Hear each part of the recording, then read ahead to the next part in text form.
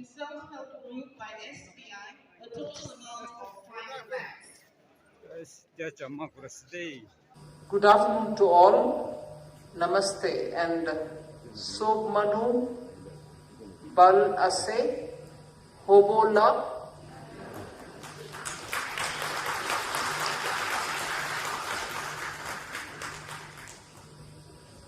It gives me immense pleasure and joy to be here in this beautiful and mountainous town of Kiphire. It's a land of festivals, Nagaland is normally called. And Kiphire in particular stands out for its fascinating history. This land remained untouched by the British colonial administration, even when its surrounding areas came under their control even in 1920s. You've been brave in keeping them out.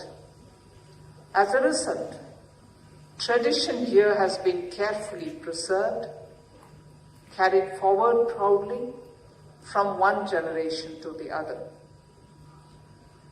I'm especially glad to know that nature holds a sacred place in the customs here.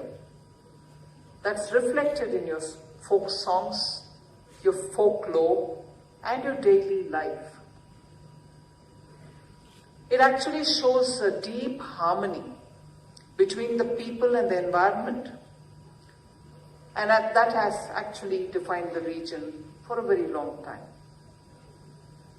The majestic Saramati peak, rising to a height of 3,840 meters, it actually stands as the Nagaland's highest point. It's visible from Kiphire, although I have not sighted it yet, and it is admired for its panoramic views across both sides of the border. Its slopes often offer a mountain climbing experience that even amateur trekkers cherish. Kiphire is also known for its apples. It's grown in Tanamir village, situated over 2,000 meters above sea level. And I had a taste of them. They are delicious and absolutely crunchy and juicy, which I don't get in any of the apples which I buy from the market in Delhi. Apparently, Tanamir is the only apple growing village in the entire northeast. And the village's annual Tanamir Apple Festival has become a much awaited event in the calendar for visitors who are visiting Nagaland, and they take their memories beyond here. I would have loved to go to the Pungru subdivision, the limestone caves of Salome Mimi, and the nearby villages, which tell the story of times and nature's artistry. The Zunki River, another of Kiphire's natural treasures, flows gracefully through the district with the potential to support exciting water sports such as rafting and canoeing. There are several achievements of the Northeast which we can speak of.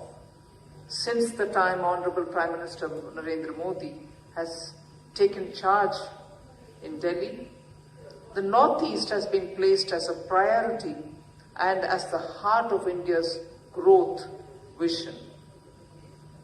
Calling Northeast and its 8 states as Ashtalakshmi, in the last decade, Prime Minister has travelled to each and every part of Northeast, and the total count till today stands 70 times. For a Prime Minister of India to visit every part of the country is something which you would naturally expect. But unfortunately, we have not seen Prime Ministers otherwise travelling so much to the Northeast as would all of us love it. But Prime Minister of India, Narendra Modi ji, has reached the Northeast 70 times. And central ministers like me have been told to visit Northeast to make sure their department and their work, related work, happens smoothly. And a total of 700 visits by the central ministers to the Northeast has happened. And in this 700 number, it's not a just fly by morning flight and come back and return in the evening. It's overnight stays, each visit for a minister, because only then do you interact with the local people, understand the issues of the local area. So it's not as if they're just making a token visit, but 700 visits accompanied by overnight stays. As a result of sustained commitment, you find 3,613 projects worth over 44,800 crores have been sanctioned for this region. 974 industrial units have been registered in the Northeast, and 10 new greenfield airports have been built in the last 11 years. 4,136 crores have been allotted for the development of hydro projects. The Rising Northeast Investors Summit, which was held in May, drew an unprecedented number of 4.3 lakh crores as investment shown as interest while signing the MOU. The state governments will have to follow them, pursue them to have them brought to the ground. There are several financial inclusion related programs, whether it is Jan Dhan accounts, which had zero balance but no service charge at all. With the credit worthiness improving on all these accounts, the financial identity has been established, and that is why you get credit checks given to such account holders so that they can carry forward their businesses. In the credit outreach that we saw, somewhat a few of the customers receiving their checks, aspirational districts have been given priority, and that is why Kiphire gets a priority, because people here are revving to go forward, taking their aspirations, their dreams, which I saw and interacted with the NLRM women day before, last evening, I think, when women came saying, NLRM has benefited us, we've become lakpatis, but our now ambition and dream is to become crorpatis. So Kiphire is actually benefiting because directly many of these people's welfare schemes and empowerment schemes, not just welfare. You're not just getting rice and wheat through the ration shops, you're getting that as well. But you're getting credit so that you're able to take your aptitude, your business interests forward so that commercial activities improve and in turn your own economic empowerment grows. So if you see, I have inaugurated 9 new branches today for the entire Northeast region. 8 are by the State Bank of India and 1 is by Nagaland Rural Bank. Out of these 9 branches, 3 are opening in Nagaland, which I believe will cater to banking needs of the people in this area. Banks have done a good job in deploying banking correspondents, BCs as they're called, bank mitras, in far-flung areas. In 2019, there were 1,143 villages in Nagaland which had no banking touch points within 5 kilometers. With the efforts of the banks and the state-level bankers' meets, this number has now reduced to 15 only, which also I am hopeful will be covered by this financial year. 1,143 villages in Nagaland in 2019, which had no banking touch points at all. Today, that number has come down from 1,143 to just 15 only.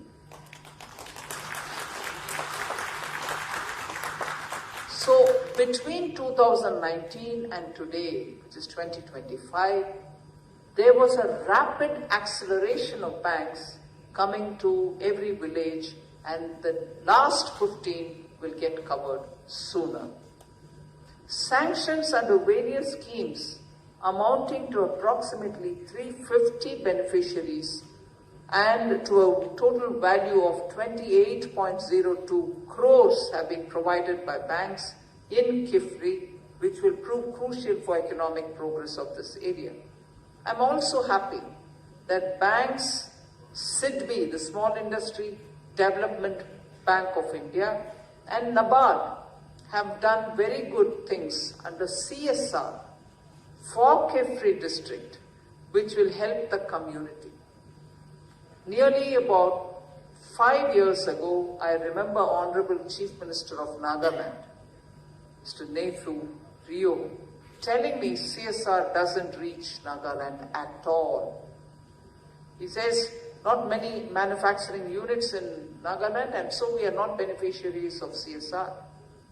Since after that, we have been pursuing CSR funds for Nagaland, and I appreciate State Bank of India, SIDBI, NABARD, and few other private sector industries which have come since after that, year after year, to Nagaland, providing their CSR fund. Today we saw the ITI getting from SIDBI computers and necessary other equipments for training of our youth.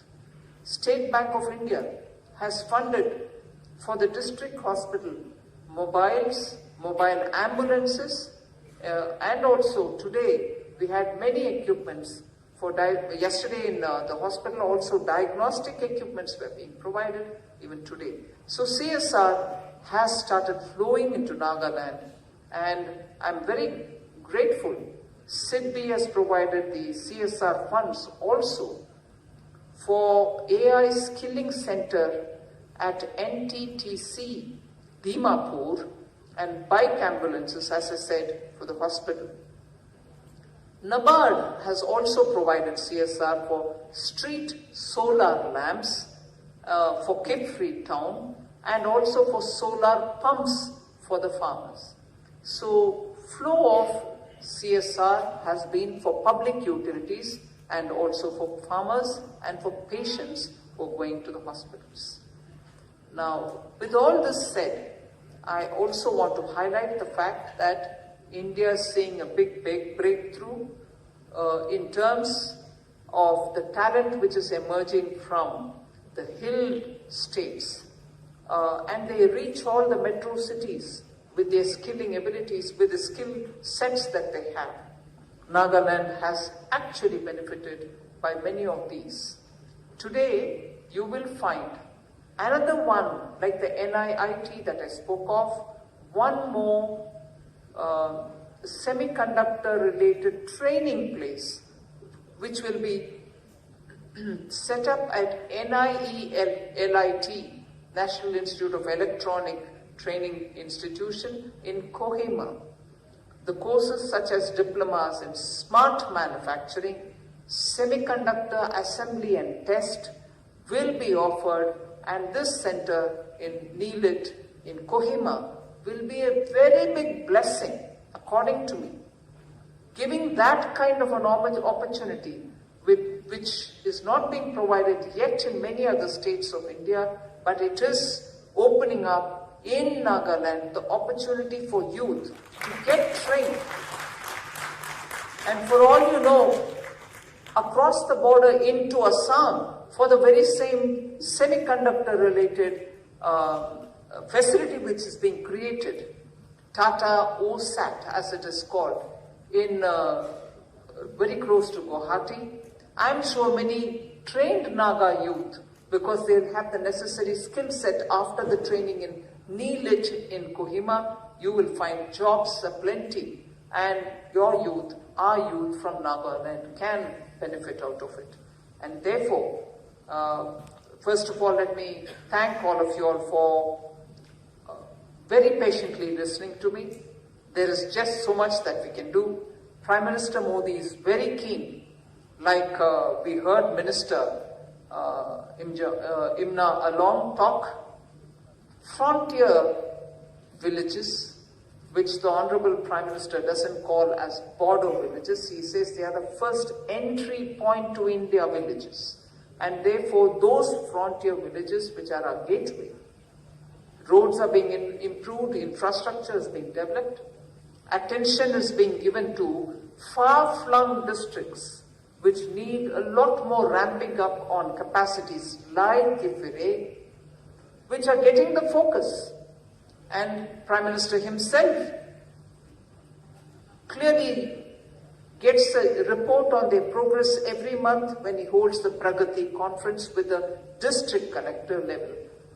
And therefore, I would think, as Kiphire as an aspirational district and Nagaland as part of the Ashtalakshmi of the Northeast will rev up in growth and be significantly contributing to India's Vikasit Bharat dreams of 2047.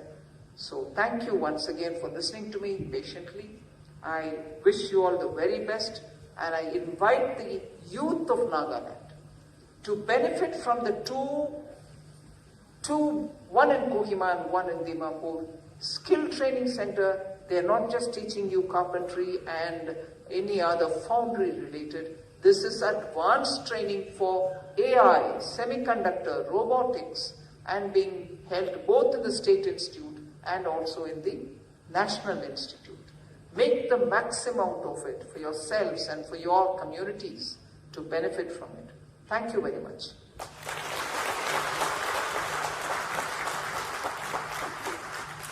Thank you so much, Madam, for your truly uplifting and inspiring speech.